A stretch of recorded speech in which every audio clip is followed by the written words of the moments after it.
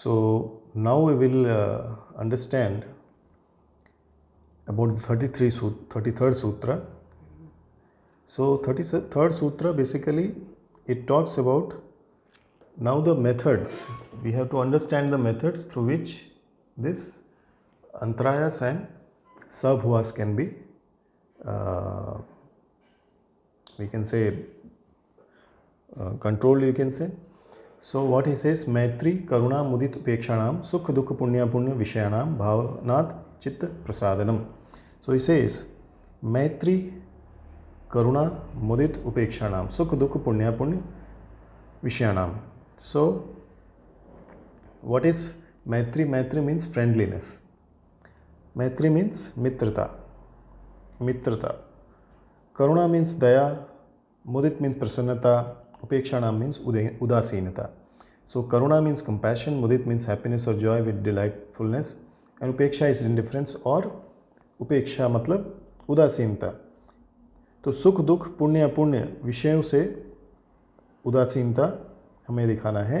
तो सुख दुख पुण्य अपुण्य विषय वाले व्यक्तियों में क्रमशः मित्रता, दया, प्रसन्नता, उदासीनता की भावना के अनुष्ठान से चित्त की प्रसन्नता और एकाग्रता होती है.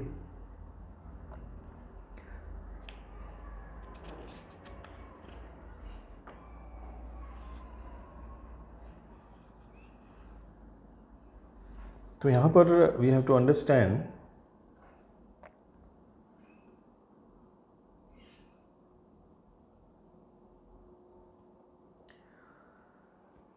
that suppose you meet a person who is very happy and well off in the family, in the society, so one should have a friendliness with that instead of jealousy for that person. A person who is in need, who is suffering, should be given the karuna or compassion. And when you see a person who is higher than you, or who is very successful than you, and who is maybe your guru or somebody, your parents, you should be delighted, and you should be indifferent to all the sukh dukh punya apunya vishayas. So it is very important that one should follow this. So अपुण्य आत्माओं को देखकर न राग न द्वेष करना चाहिए.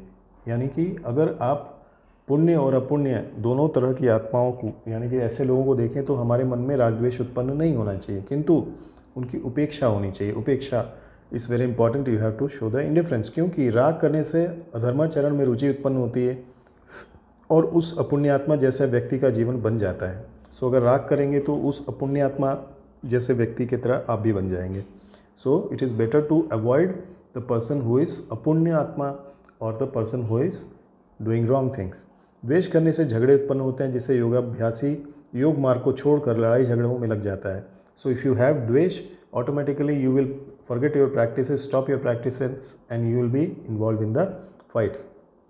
यहाँ पर यह बात ध्यान देने योग्य है कि अपुण्य आत्माओं के विषय में यह इच्छा रखनी चाहिए कि वह भी धर्माचरण को छोड़कर धर्माचरण करें, जिससे इनका दुख दूर हो और ये सुख संपन्न हो जाएं. So it is very important that we should have a maitri karuna mudit, these qualities for this apunya atmas also, so that they leave that wrong path and become the followers of the right path. चित्त को प्रसन्न करने के लिए यह भी उपाय है कि संसार के मनुष्य आदि सभी प्राणी ईश्वर के पुत्र हैं. So if you develop this thought process in your chitta that the whole world is nothing but the Ishvara, उन सबके साथ आत्मवत व्यवहार करना चाहिए. So you start behaving with them with this thought that everything is a part of the supreme consciousness, ईश्वरा. क्योंकि ईश्वर हमारी माता पिता आचार्य उपास्य राजा हैं और वह हम सबका कल्याण करना चाहता है. Because Ishvara is the father, mother, king and everything who is thinking good for us. So always keep this thought process in the mind. योगाभ्यासी यह निश्चय करे कि मैं भी सबका कल्याण करने का पूर्ण प्रयास करूँगा. Because we are aware that we are practising sadhana. So our actions also should be exactly like Ishvara, that we also will see that people are happy around us. ऐसा विचार और आचरण करने से चित्त प्रसन्न होता है, इससे चित्त को एकाग्र करने में सफलता मिलती है. So if you follow this type of actions, automatically your chitta becomes silent, and it is and all the problems and all the antarayas and chitta vikshepas are automatically controlled.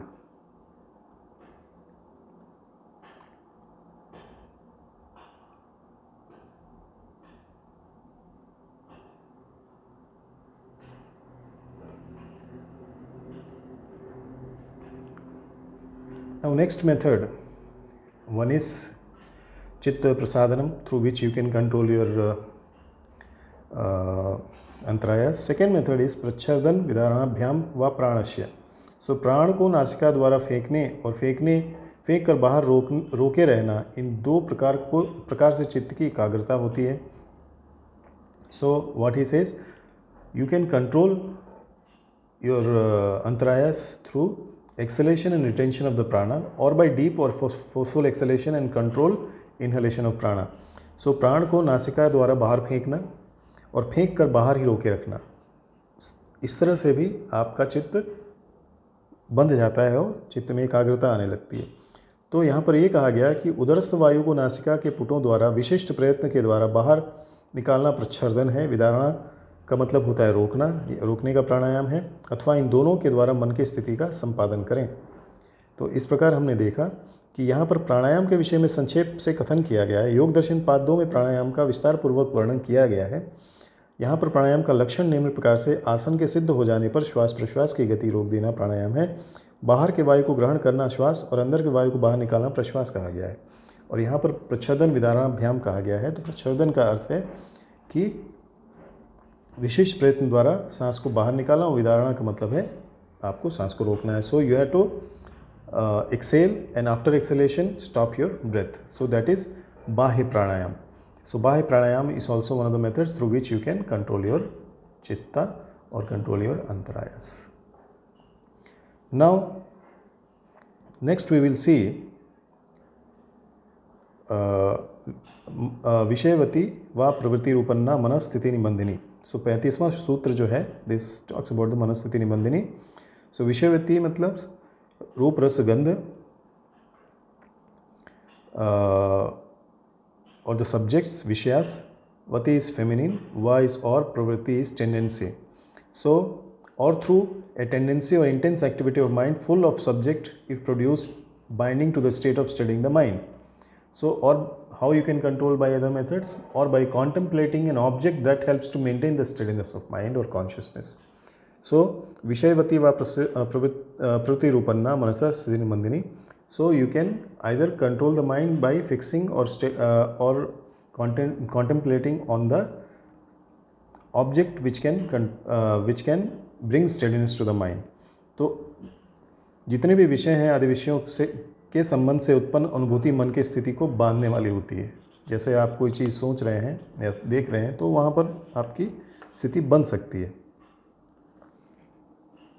तो चित्त को स्थिर करने के लिए हम अलग अलग विषयों को चूज कर सकते हैं. One may equally attain exalted state of consciousness by becoming totally engrossed with the dedication devotion in the object of interest. So any object of interest can be created और selected, and on that continuously you can fix your, और चित्त को स्थिर आप कर सकते हैं. The practice of contemplating upon an object is the foundation of mental stability. Total absorption in the object brings about the direct perception of its essence.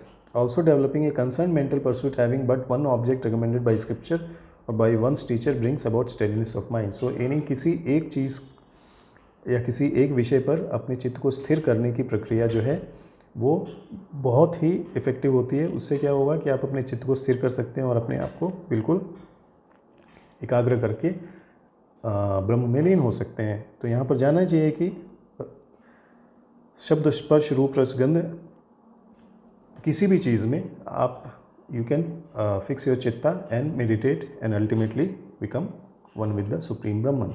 So on the tanmatras it is very easy to fix your chitta and ultimately becoming one with the Supreme Brahman. So this is one of the method through which you can control the antarayas and sabhavas. You can totally have a control over the thoughts and the process. So योगाभ्यास करने से यह परिज्ञात हुआ है कि जो सूक्ष्म विषय बिना योगाभ्यास के नहीं कहीं जाते उनको योगाभ्यास के माध्यम से ही जाना जा सकता है. Because this are subtler, it can be learn.